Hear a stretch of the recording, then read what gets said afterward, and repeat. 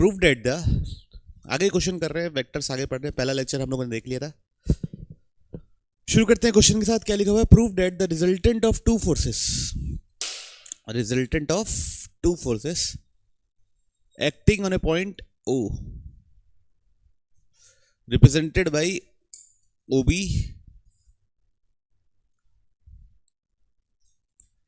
and OC is given by 2OD, is given by 2OD। ये इन दोनों का सम क्या है? 2OD, where D is the midpoint of BC। अच्छा, तो बच्चों D यहां कहीं होगा, फिर यहां कहीं 2 टाइम्स D होगा। ये बात समझते हो ना आप लोग? जानते हो ना इस बात को? तो तभी तो ये मतलब 2 टाइम्स OD होगा, मतलब मैग्नीट्यूड उसका। चलिए देखिए समझा देता हूं मैं, ऐसे ऐसे बताता हूं। तो एक पॉइंट ये O है, एक ये वेक्टर है, ओके, एक ये वेक्टर है, इन दोनों का रिजल्टेंट ये वेक्टर है, ओके। तो इस वेक्टर ये OB है, तो ये मैग्नीट्यूड ऑफ OB है, ठीक। ये OC है, तो ये मैग्नीट्यूड ऑफ OC है। ये दोनों को ऐड कर रहे हैं तो एक नया वेक्टर मिल रहा है, इसको E बोल दिए। इसे क्या बोल दिया? E। मैग्नीट्यूड ऑफ OE क्या है बच्चों? 2 टाइम्स मैग्नीट्यूड ऑफ OD। दिख रहा सबको? हाँ। अब B और C को ज्वाइन करते हैं, BC vector, mid point of BC। BC vector ये होता है ना, BC वेक्टर B से C की ओर, ठीक है। अब देखो ये दोनों कहां टकराएंगे? एक पॉइंट पे ही टकराएंगे। ये दोनों आपको ये parallelogram law of vector addition है, दोनों एक दूसरे क्या है? डायगोनल। डायगोनल है ना? हाँ ना? तो बोलो डायगोनल है तो कहाँ टकराएंगे? जहां पे भी टकराएंगे, इसको पॉइंट को P बोल दिए, वहां पे ये लेंथ और ये लेंथ, ये लेंथ और ये लेंथ क्या होगा? बराबर होगा। तो ये पूरा का मैग्नीट्यूड 2 टाइम्स OD था, तो इसका मैग्नीट्यूड क्या होगा? सिर्फ OD है ना? तो OD, तो ये पॉइंट क्या होगा? D। तो ये डायगोनल बाइसेक्ट ईच अदर, उसके अकॉर्डिंग क्या बोल सकते हैं? D is the mid point of, D is the mid point of क्या बच्चों? BC। BC का भी मिड पॉइंट है, और किसका मिड पॉइंट है? OE का भी मिड पॉइंट है ना? Parallelogram law of vector addition. कोई इशू किसी को? नहीं, यही चीज को समझने बोल रहा था। बेसिकली ऐसे सवाल आते नहीं है पेपर में, इससे आपको अलग अलग किस्म की अंडरस्टैंडिंग पैदा हो रही है वेक्टर्स को रिलेटेड, ओके। कोई इशू किसी को? नहीं? बढ़ गए आगे। नेक्स्ट दबाऊं। Prove that the sum of 3 vectors determined by the medians of the triangle directed from vertices to median is 0। एक ट्रायंगल बना लिए,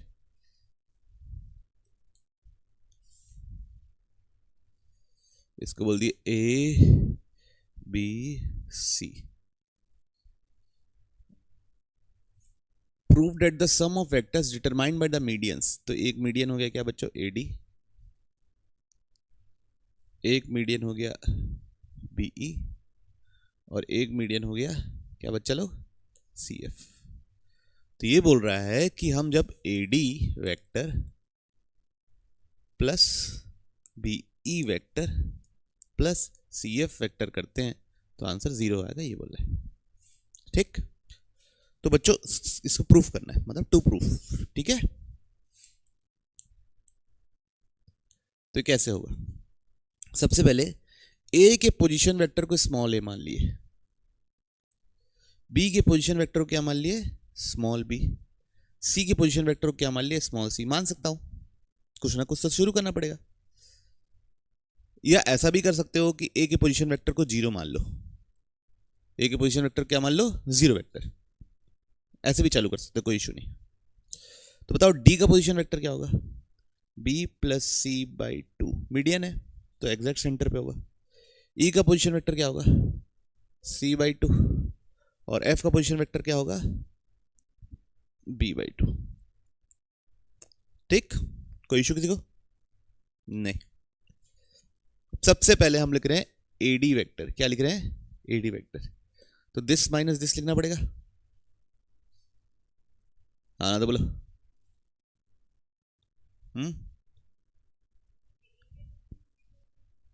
हाँ,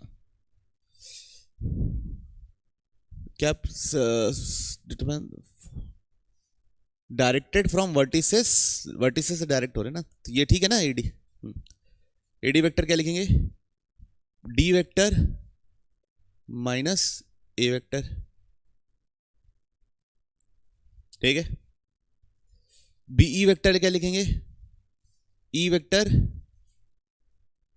माइनस बी वेक्टर, किसी को इशू। सी एफ वेक्टर क्या लिखेंगे, F vector minus C vector is equal to zero. किसी को किसको समझ में आई ये बात, आ गई। अब इधर देखते हैं, जिसके जिसके नीचे टू है, एक प्लस ये बी है, ये बी है, ये सी है और ये बी है, माइनस बी माइनस सी अलग। तो ये कितने टाइम्स हो गया, two times B plus C by two minus B minus C बराबर जीरो। टू से टू कट गया तो A B plus C minus B minus C बराबर जीरो। ये दोनों कट गया, ये दोनों कट गया, तो क्या आ गया इसका सम जीरो। हेंस क्या हो गया बच्चों, प्रूफ्ड। अच्छा आप सोचोगे सर जीरो लेने से हुआ है क्या, नहीं, ए बी सी ए बी लेते तो भी कोई फर्क नहीं पड़ता, वो एक्स्ट्रा कट जाता।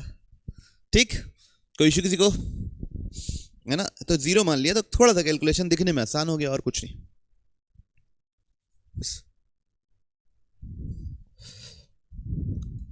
देखिए पढ़ते हैं, a triangle ABC, ABC is a triangle, है ना।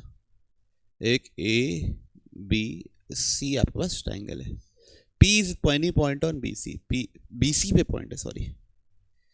तो इसको बना देता हूँ ना बी सारे को, ऊपर कहाँ, B A C, P is any point on B C, तो पी यहाँ बना देता हूँ। ओके, थोड़ा ऊपर रहने से अच्छा लगता है हमेशा। अब पी क्यू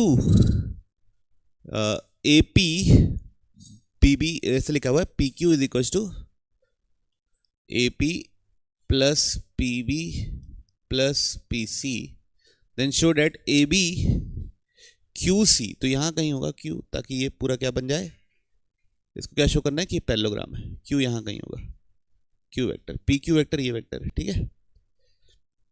तो बच्चों डायग्राम से कोई लेना देना नहीं है इसमें, है ना, हमको बस पैरेललोग्राम प्रूफ करना है। तो पैरेललोग्राम प्रूफ करने के चार तरीके होते हैं। एक होता है both pair of opposite sides को इक्वल प्रूफ कर दो, दूसरा अपोजिट एंगल्स को इक्वल प्रूफ कर दो, तीसरा डायगोनल बाइसेक्ट हो रहा है ये प्रूफ कर दो, चौथा एक ही पेयर को इक्वल और पैरेलल प्रूफ कर दो। कौन सा चौथा जो इंपॉर्टेंट है, बहुत बार 9th क्लास में यूज होता है ना, एक ही पेयर को इक्वल और parallel, if only one pair is both equal and parallel,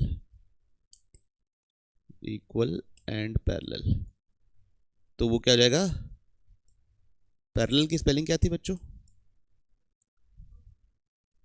P A R है ना, parallel, then it is a parallelogram. ठीक, तो देखिए पी क्यू है, ए पी पी बी मिलके क्या बन जाएगा, ए बी। क्लियरिटी है सबको। तो ए बी तो ये साइड आ गया, ए बी क्या आ गया, ये साइड।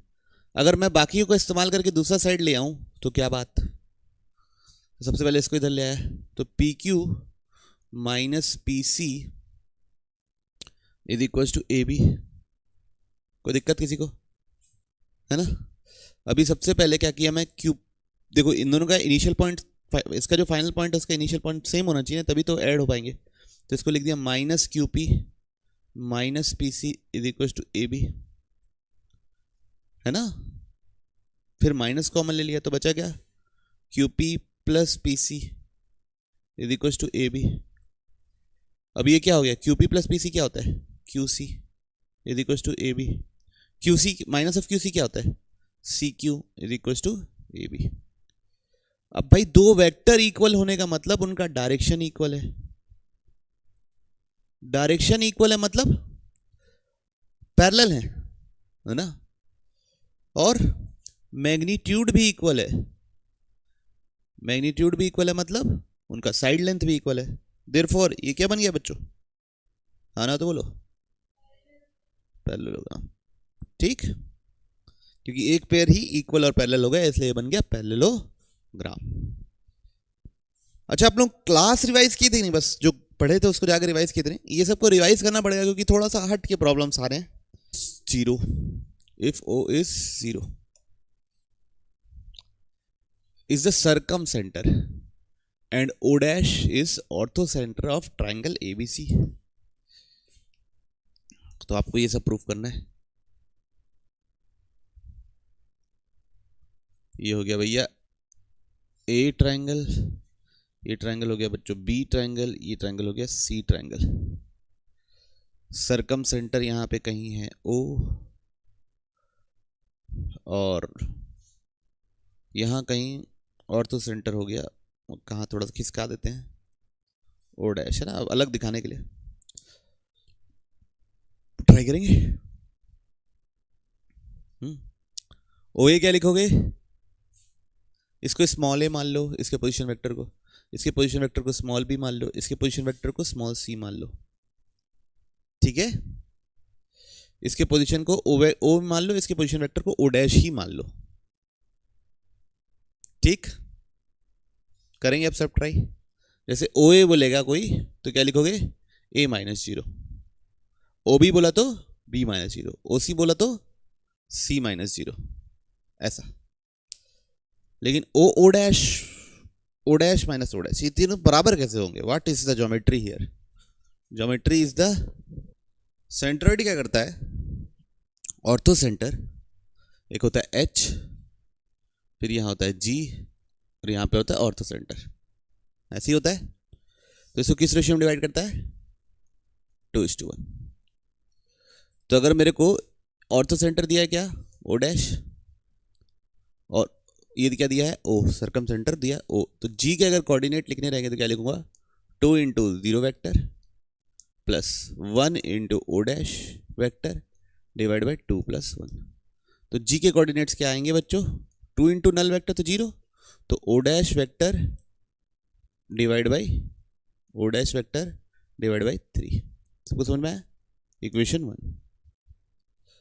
अब जी के वेक्टर ऐसे भी लिख सकता हूं, तीनों को सम करके, जी के वेक्टर क्या लिख सकता हूं, तीनों ट्राइंगल का sum divide by 3, A plus B plus C divide by 3। दोनों जी को मैं क्या कर दूंगा, इक्वेट, तो A plus B plus C divide by 3 is equal to O dash vector divide by 3। तो 3 से 3 क्या हो गया बच्चा लोग, कैंसिल। तो ए वेक्टर मतलब क्या होता है, ओ ए वेक्टर, ठीक है। बी वेक्टर मतलब क्या होता है, O B vector. C vector मतलब क्या होता है, ओ सी वेक्टर, वही लिख सकता ना, क्योंकि ओ तो 0 ही है, तो 0 माइनस ए माइनस 0 बी माइनस 0 सी माइनस 0, और इसको क्या लिख सकता हूँ, ओ डैश। तो पहला पार्ट क्या हो गया बच्चों, प्रूफ, समझ में आई। अब सेकंड ट्राई कीजिए, सेकंड भी हो गया, कैसे किए बच्चों बताइए, वैष्णवी, वेरी गुड। तो सेकंड पार्ट के लिए प्रूफ जो करना है वो है O dash A vector plus O dash B vector plus O dash C vector is equal to 2 O dash O vector, ठीक है। तो इसको लिख सकते हैं क्या बच्चों, A minus O dash vector, सबको क्लियर। इसको क्या लिख सकते हैं, B minus O dash vector, इसको क्या लिख सकते हैं, सी माइनस ओ डैश वेक्टर, इसको क्या लिख सकते हैं, नहीं, 2o minus O dash vector. अब ओ वेक्टर क्या है, 0 ही है, तो वो क्या हो गया, -2o डैश वेक्टर। अब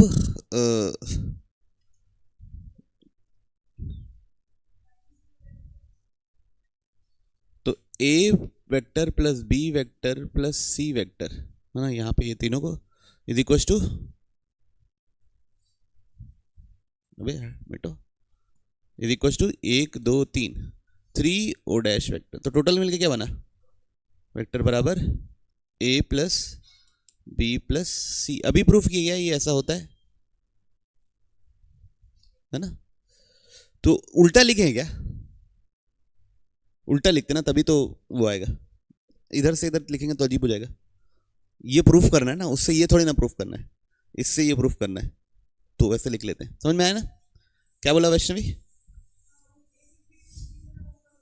हाँ, सेकंड जो पार्ट प्रूफ करना है ऐसा प्रूफ करना है, ठीक है, सेकंड पार्ट प्रूफ करना है अपने को। तो हम क्या करते हैं, मैं यहीं से चालू करता हूँ। क्या पता है मेरे को, ए प्लस बी प्लस सी बराबर ओ डैश वेक्टर, ये आया भाई अपना, ए प्लस बी प्लस सी बराबर ओ डैश वेक्टर। अब मेरे को ओ डैश ए चाहिए, तो यहां पे एक ओ डैश माइनस करना पड़ेगा, ठीक है। यहां पे एक ओ डैश माइनस कर रहा हूं, तो यहां पे भी क्या करूंगा, एक ओ डैश माइनस करूंगा। फिर ओ डैश बी वेक्टर, तो यहां पे एक और ओ डैश वेक्टर माइनस करना पड़ेगा, तो यहां पे एक और ओ डैश माइनस किए। फिर ओ डैश सी, तो यहां पे एक और ओ डैश माइनस करना पड़ेगा, तो यहां पे एक और ओ डैश माइनस किए। तो ये क्या बन गया, ओ ए। ये क्या बन गया, O dash B, O dash B, O dash A. ये क्या बन गया, ओ डैश सी। अब इधर देखिए, ये दोनों तो एक बार कट गए, ये क्या बना, -2 टाइम्स ओ डैश। तो -2 बाहर ले लिया, तो उसको क्या ले सकता हूँ, O minus O dash vector. क्यों, ओ तो जीरो ही है, माइनस माइनस माइनस। अब हमको क्या चाहिए वहां पे, 2 ओ डैश ओ चाहिए, तो इसलिए पलट दिए, तो माइनस साइन क्या हो गया, गायब। क्लियरिटी है सबको, ओके? कैसे लिखे, समझ में आया? हरिया को नहीं समझ में आया, आगे से पीछे लिखना ना, पीछे से आगे मत लिख देना, नहीं समझ में आया, ठीक। तीसरा पार्ट देखें, ये बना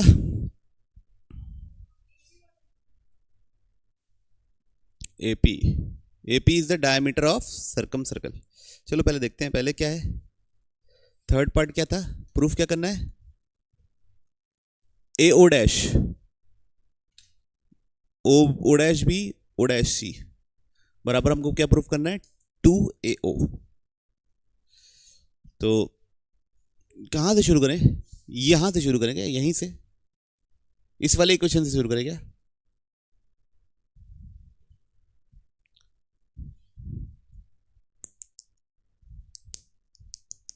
इसी से शुरू करते हैं। फर्स्ट से कि सेकंड, थर्ड से, थर्ड को थोड़ी ना प्रूफ करेंगे। हाँ ऐसा करते हैं, सिर्फ LHS लिखते हैं। क्या लिखते हैं, AO dash plus O dash B plus O dash C is equal to 2AO is equal to AP, है ना, ये प्रूफ करना है। तो LHS से शुरू करते हैं, AO dash plus O dash B plus O dash C. A O dash को क्या लिख सकता हूँ बच्चों, O dash minus A vector. इसको क्या लिख सकता हूँ बच्चों, B minus O dash vector. इसको क्या लिख सकता हूँ बच्चों, C minus O dash vector. सबको क्लियर, ये ओ डैश ये ओ डैश कैंसिल। तो ये क्या बना है बच्चों, -A प्लस बी प्लस सी। और ये ओ डैश जो था ना बच्चों शुरू में, ओ डैश किसके बराबर था, A प्लस बी प्लस सी के बराबर था।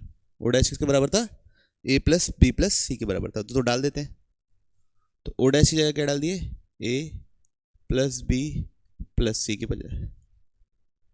तो देखो अगर माइनस साइन अंदर जाएगा, तो -A plus -B plus -C minus ये -B -C, तो -B -C सब कट गया, तो -2 टाइम्स वेक्टर A बना। तो उसको क्या लिख सकते हैं, 2 0 -A, तो क्या लिख सकते हैं 2AO, ठीक है, 2AO। अब एओ क्या होता है? रेडियस होता है। एओ क्या होता है? रेडियस। सरकम सेंटर है ओ, ओ क्या है? सरकम सेंटर। तो एओ क्या है? रेडियस। तो उसका 2 टाइम्स मल्टीप्लाई करेंगे तो क्या मिल जाएगा? डायामीटर। ओके, समझ में आई बात सबको? पक्का?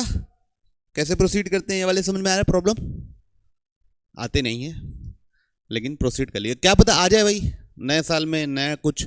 हर साल कुछ नया ज़्यादा बार आता है। जैसे अभी आप लोग देख रहे थे कि उसमें वेक्टर, तो बच्चों कंपोनेंट्स ऑफ वेक्टर, तो वेक्टर को ना हम लोग अपनी कन्वीनियंस के लिए 3 एक्सिस के लॉन्ग रिजॉल्व करते हैं। एक को बुलाते हैं हम लोग एक्स एक्सिस, एक को बुलाते हैं वाई एक्सिस और एक को बुलाते हैं जेड एक्सिस। ठीक है, तीनों एक्सिस एक दूसरे क्या होती है? परपेंडिकुलर होती है। ओके, तो आई एक्सिस के लॉन्ग कितना भी हो तो उसको क्या हम बुलाते हैं? आई कैप। इसका मैग्नीट्यूड क्या होता है? 1। और उसका आई एक्सिस नहीं, एक्स एक्सिस के लॉन्ग है। किसके लॉन्ग है वो?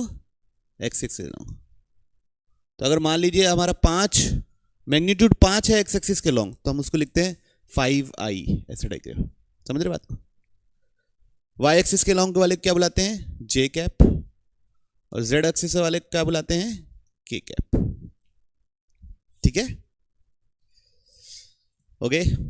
तो मान लीजिए मेरा कोई वेक्टर ऐसा है 2, 1, 3, ये वेक्टर है, ये पॉइंट है, मतलब पी पॉइंट। मेरे को ओ लिखना है। ओ हो गया ओरिजिन। ओपी वेक्टर जानते हो ना सब कोई? ओपी वेक्टर लिखना है। अब वो ओपी वेक्टर 2i प्लस जे प्लस 3k कैसे आए देखते हैं। इस एक्सिस को बोल दिया मैंने एक्स एक्सिस, इसको बोल दिया मैंने वाई एक्सिस, इसको बोल दिया मैंने जेड एक्सिस। किसी को और कुछ मानना है एक्स और वाई अलग से करना कर लो, मैं नहीं रुकूंगा। अब इधर देखिए, सबसे पहले यहां पे कहीं होगा, है ना, 2 0 0, है ना, यहां पे कहीं होगा 0 1 0 और यहां पे कहीं होगा 0 0 3। ठीक है, इस पॉइंट को ए बोल देते हैं, इस पॉइंट को बी बोल देते हैं, इस पॉइंट को सी बोल देते हैं। ओके, तो मेरे को ना ओ से पी जाना है, ओ से पी जाना है। ओपी वेक्टर मतलब लिखना है ओ से पी जाना है। तो मैं क्या करूंगा, एक तरीका है यहां पहुंचने का कि सर मैं पहले एक्स वाई प्लेन में चल जाऊं, जितने दूर जाना है। कहां चल जाऊं? एक्स वाई प्लेन पे, इसको डी बोल दिया और फिर यहां से ऊपर चढ़ जाऊं। ये 90 डिग्री है जेड प्लेन में। आई बात समझ में? पहले एक्स वाई प्लेन में चलूं तो ओडी वेक्टर को क्या लिखूंगा? ओडी को क्या लिखूंगा? ओ ए प्लस ओ बी, है ना, दोनों का एडिशन है ओडी। ठीक है, ओ ए प्लस ओडी करूंगा तो क्या मिलेगा? क्या मिलेगा? आ रही है वैष्णवी? ओडी। अब फिर मैं कहां पहुंच जाऊंगा? DP vector. मतलब मैं अगर ओपी को ओडी प्लस डीपी लिख दूं तो कोई गलत नहीं है। डी कहां का पॉइंट है? एक्स वाई प्लेन का, है ना। तो डी का पोजीशन कैसे लिखेंगे बोले अपन? ओ ए प्लस ओ बी करके। डी का पोजीशन कैसे लिखेंगे? ओ ए प्लस ओ बी करके। तो डी का आपको क्या लगता है एक्स एक्सिस का लोकेशन क्या होगा? 2 0 0 2 होगा। और वाई एक्सिस का लोकेशन क्या होगा? 1 होगा। वैसे ही तो चल के आए हो आप, है ना। और फिर इधर जाने के लिए एक्स और वाई सेम रहेगा, बस जेड क्या हो जाएगा? 3 हो जाएगा। ठीक, पक्का? तो अगर मेरे को ओपी वेक्टर लिखना है तो मैं क्या लिख सकता हूं? सबसे पहले ओ ए, ओडी प्लस ओपी लिखा, ओडी प्लस डीपी लिखा, सॉरी, है ना। तो ओडी को लिख सकता हूं क्या? ओ ए प्लस ओ बी। किसी को डाउट? क्यों लिख सकता हूं? समझ में आया? ओडी को ओ ए प्लस ओ बी कैसे लिखा? समझ में आया? बोलो हाँ ना, इन दोनों को ऐड करूंगा तो ये मिलेगा। और बच्चों प्लस डीपी लिखा है, डीपी को मैं खिसका के, क्योंकि सब फ्री वेक्टर होते हैं, डीपी को खिसका के अगर मैं ओसी लिख दूं तो किसी को डाउट है? ये डिस्टेंस कितना है? 3 है। ये डिस्टेंस कितना है? 3 है। सेम पैरेलल वेक्टर है, तो इसी जगह क्या लिख सकता हूं? ओसी। तो ओपी इसलिए तीनों वेक्टर का क्या होता है? सम। ओए ओबी ओसी। समझ में आया? नहीं समझ में आया? या तो आप पहले इधर से इधर चढ़ गए ना, ओसी पहले चढ़ गए और फिर इधर आ गए तो भी चल जाएगा। समझे कि नहीं समझे? तो इसलिए डीपी और ओपी, डीपी और ओसी क्या है? इक्वल। तो इसलिए ओपी किसी भी पॉइंट का पोजीशन वेक्टर तीनों के अलोंग का सम है। तो ओपी को लिख सकते हैं, इसके अलोंग कितना है? ओए कितना है? 2i। ओबी कितना है? सिर्फ j। ओसी कितना है? 3k। ओके, बोलिए बोलिए, किसको किसको समझ नहीं आया प्लीज हाथ उठाएंगे। क्लैरिटी है? वैष्णवी को नहीं? नहीं है? तुमसे ही बात कर रहा हूं भाई, नाम क्यों भूल जाती हो अपना? ठीक है, समझ में आया? तो देखिए क्या क्या लिखा हुआ है उसको रीड करते हैं। फाकट फालतू पॉइंट है, कुछ नहीं लिखना है, सब समझा दिया मैं। अगर कोई पॉइंट अगर ऐसा रहता,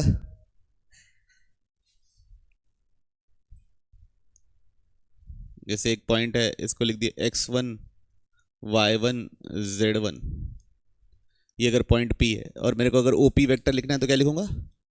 x1i plus y1j plus z1k। क्यों लिख लेते हैं? समझ में आया?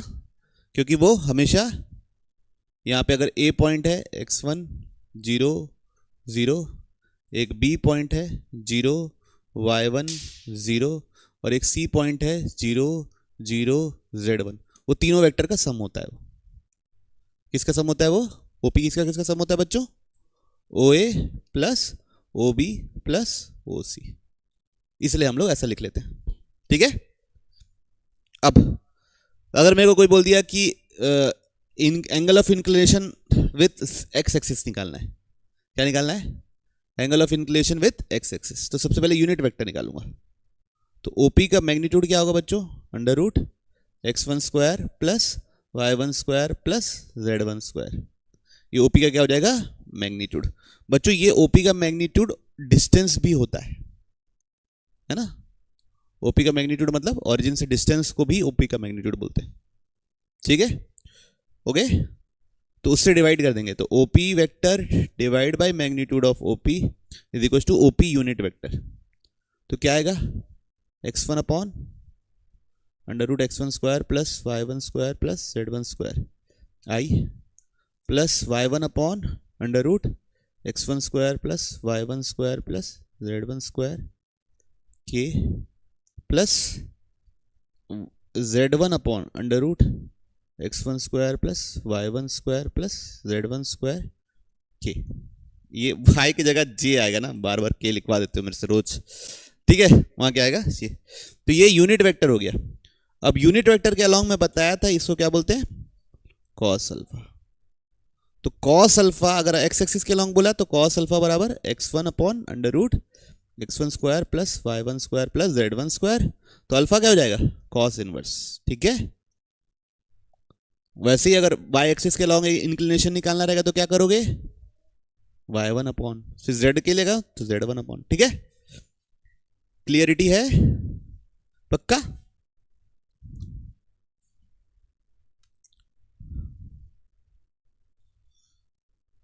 बच्चों मैग्नीट्यूड हमेशा डिस्टेंस बताता है ना? मैग्नीट्यूड क्या बताता है? हमेशा डिस्टेंस। जैसे एक बार देखो पलटे, जैसे कोई लिख दिया magnitude of vector A B, इसका मतलब आप ये भी सोच सकते हो distance between point A and B, है ना? ठीक है, मन में ये विचार आ सकता है। ओके, तुमको समझ नहीं आया तो वो ठीक है, ये एक्स एक्सिस के लॉन्ग लिखते हैं, वाई एक्सिस जेड एक्सिस के लॉन्ग लिखते हैं एक वेक्टर को। अच्छा कंफर्टेबल तरीका है। कोई और भी एक्सिस भी यूज कर सकता था ओपी तक पहुंचने के, तो जैसे आप लोग, मैं ऐसा तरीका बताया, कोई कैसे भी घूम के आ सकता है, ठीक है, तो तरह तरह के सिस्टम बन सकते हैं, इसलिए कई लोग अलग अलग किस्म के कोऑर्डिनेट सिस्टम भी निकाल दिए मार्केट में, है ना। इसी आर को लिखने के लिए थीटा और आर से भी लिख देते हैं, जिसको हम लोग क्या बोलते हैं, पोलर कोऑर्डिनेट सिस्टम। 3D में circular cylindrical coordinate system, spherical coordinate system, ये सब मार्केट पे है, और वो सब का अपना अपना यूसेज है सॉल्व करने के हिसाब से, ठीक है। तो वही कि ये ऐसे ऐसे करके पहुंचे। ओपी लिखना है तो दिस प्लस दिस भी हो सकता है। क्यों हुआ? क्योंकि दिस प्लस दिस मिलने से ये मिल जाता है। अब ये और ये सेम चीज है, तो फिर ऐड करोगे तो वहां पहुंच जाओगे, इसलिए तीनों का सम लिखा जा सकता है। समझ रहे हो ना? समझाने का मकसद क्या था, समझ में आया क्या मकसद था? क्योंकि अब अगला है बच्चों एडिशन ऑफ टू वेक्टर्स, तो ऐड करते समय दोनों के आई कंपोनेंट को ऐड करना रहता है, दोनों के जे कंपोनेंट को, दोनों के के कंपोनेंट को। ये दो वेक्टर लिखे हुए हैं। सिमिलरली माइनस करने के लिए दोनों के आई को माइनस करना रहता है, दोनों के जे को माइनस करना रहता है, दोनों के के को माइनस करना रहता है। जैसे एक एग्जांपल बताता हूं, ए अगर लिखा है 2i प्लस जे माइनस 5k, और बी लिखा हुआ है आपके पास minus 3i plus 4j plus के, और आपसे कोई पूछ दिया ए प्लस बी वेक्टर, तो दोनों के आई आई को ऐड करो, क्या मिलेगा? माइनस आई। वेरी गुड, ये दोनों को ऐड करो, वेरी वेरी शाबाश। -4k, ठीक है। और अगर आपको ए माइनस भी करना है तो सोचिए पाई बाई -3j, यस। और बी माइनस ए करना रहेगा तो भी यही तकनीक इस्तेमाल होगी। आई आई माइनस होते हैं, जे जे माइनस होते हैं, और के माइनस होते हैं। पता ना ये बात?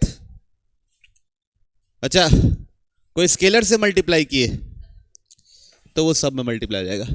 तो एक vector A and B are parallel if and only if B is equal to lambda times A. And B are scalar parallel vectors if A is equal to lambda times B. तो अब उसकी पहचान कैसी होती है देखिए, मैंने B vector लिख दिया 2i प्लस जे प्लस 3k, और ए वेक्टर लिख दिया मैंने 6i plus 3j plus 9k। तो देखिए क्या मैं लिख सकता हूं, b is equal to 1/3a लिख सकता हूं। तो b को मैं अगर लैम्डा टाइम्स a लिख ले रहा हूं, एक स्केलर है यहां पे लैम्डा, लैम्डा क्या है यहां पे, एक स्केलर, तो ये क्या बन जाएगा बच्चों, पैरेलल वेक्टर। कोई इश्यू किसी को? ठीक है, ओके, तो वही लिखा है। अच्छा, और वेक्टर किसी, जैसे अब मेरे पास एक ए वेक्टर है 5i प्लस के, अब मेरे को 3a निकालना है, तो सब में 3 मल्टीप्लाई कर दूं तो 15i प्लस 3k लिख सकता हूं। ओके, अब a and b are two vectors, k and m कुछ भी any scalars, then ka plus ma, तो आप a वेक्टर कॉमन ले सकते हो, पहली property. k into M A, ये भी स्केलर है ये भी स्केलर है, तो इसको के एम इंटू ए लिख सकते हो। k इंटू ए प्लस बी, उसको क्या लिख सकते हो, के ए प्लस के बी। ठीक है, समझ में आई बात? तीनों पॉइंट गहरे गहरे पॉइंट है बच्चों, ध्यान से देखिए बच्चों। पैरेलल पहचानने का तरीका बताया गया है फिर से, जैसे अभी बताया मैं। फिर उसके बाद अच्छा,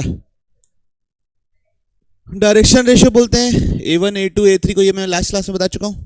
अगर कोई a1, a2, a3 लिखा है 3D में, तो इसका मीनिंग पॉइंट भी हो सकता है कि वो शायद पॉइंट को डिनोट कर रहा हो, और बड़े बड़े में डायरेक्शन रेशियो लिखा है मतलब वो वेक्टर के तीनों कंपोनेंट्स को डिनोट कर रहा है, एक्स एक्सिस के लॉन्ग, वाई एक्सिस के लॉन्ग, जेड एक्सिस के लॉन्ग।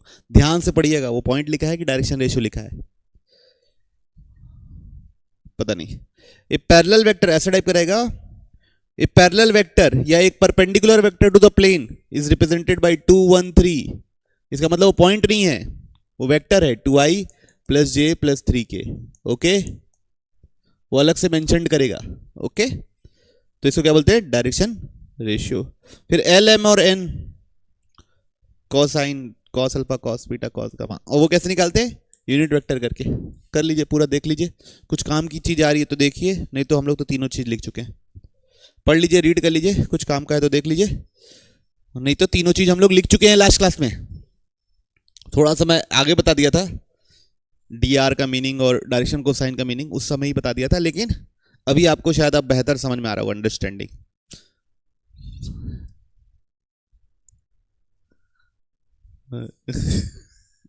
नहीं हो रही है बेहतर अंडरस्टैंडिंग?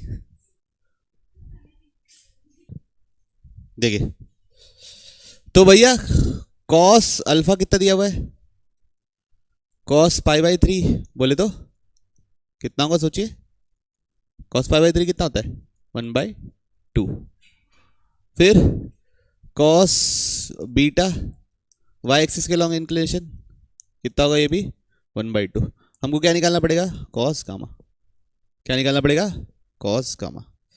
तो सबसे पहले क्या होगा बच्चों, cos square alpha plus cos square beta plus cos square gamma is equal to 1। तो यहाँ से कॉस गामा निकलेगा, तो ये कितना होगा, 1/4 plus 1/4 is equal to cos square gamma बराबर 1। तो ये कॉस स्क्वायर गामा कितना निकल रहा है बच्चों, 1/2, है ना।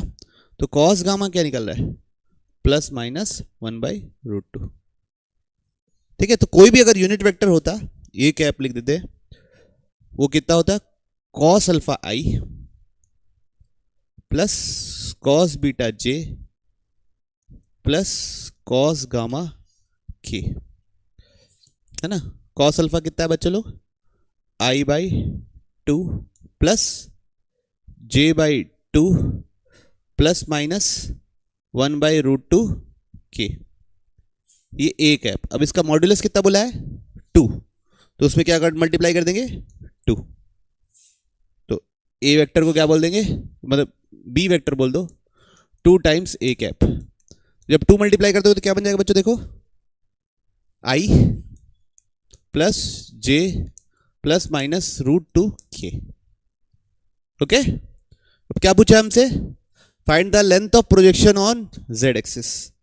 z एक्सिस का लॉन्ग प्रोजेक्शन क्या होता है, लेंथ पूछा है, तो लेंथ ऑन ऑफ प्रोजेक्शन क्या हो जाएगा बच्चों, ±√2।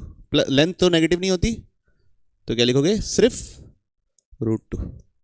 ओके, तो जो थ्योरी जो थी ना यहां तक ही थी, इसके बाद अब बढ़िया चैप्टर शुरू होने वाला है और यहां से आपको अब अच्छा लगेगा। ओके, चलिए मिलते हैं।